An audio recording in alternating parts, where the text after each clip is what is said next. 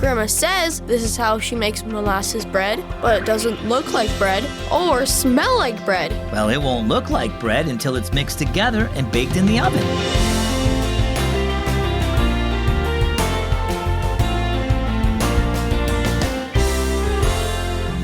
My name is Zach, and this is Keys for Kids.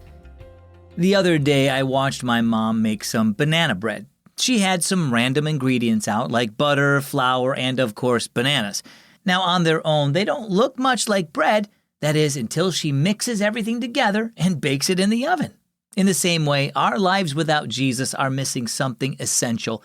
2 Corinthians 5:17 says, "Therefore, if anyone is in Christ, he is a new creation. Old things have passed away. Behold, all things are become new."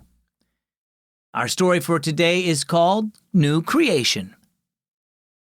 Trey was excited because today Grandma was finally going to teach him how to make her famous molasses bread.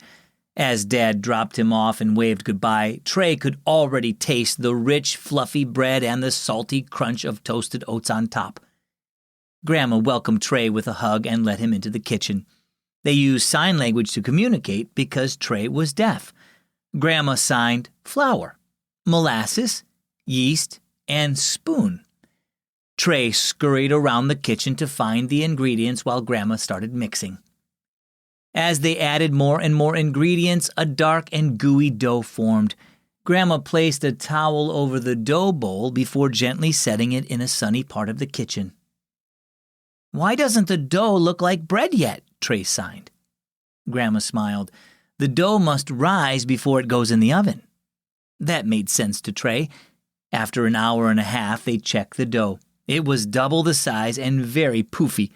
Grandma punched down the dough before laying it on the pan and putting it in the oven.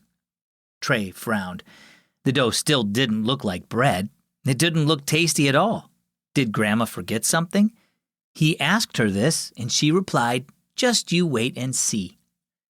When Grandma took the tray out of the oven, Trey was nervous. But the bread looked perfect, smelled perfect, and tasted even better than perfect. As they ate, Grandma said, "You know, making bread reminds me of what it's like to become God's new creation." Trey shrugged, confused. Grandma continued, "Before we put our trust in Jesus, we are like raw, scattered ingredients. We don't have a purpose. We are controlled by our wrong desires and deserve death because of our sin. But Jesus lived a perfect life, died on the cross, and rose from the dead so we could have new life and live with him forever. Jesus gives us a purpose to love him and others and become more like him. Just like the dough needs the oven to become bread, we need Jesus to be saved from sin and be made new." Trey nodded eagerly and took Grandma's hand to pray. Somehow this seemed even better than Grandma's famous molasses bread. Well, how about you? Have you ever baked something and wondered, how do these random ingredients make something so delicious? Well, without the oven, the dough would be raw and inedible. Similarly, we can only have true life by trusting in Jesus. When you trust him to save you, God immediately makes you new.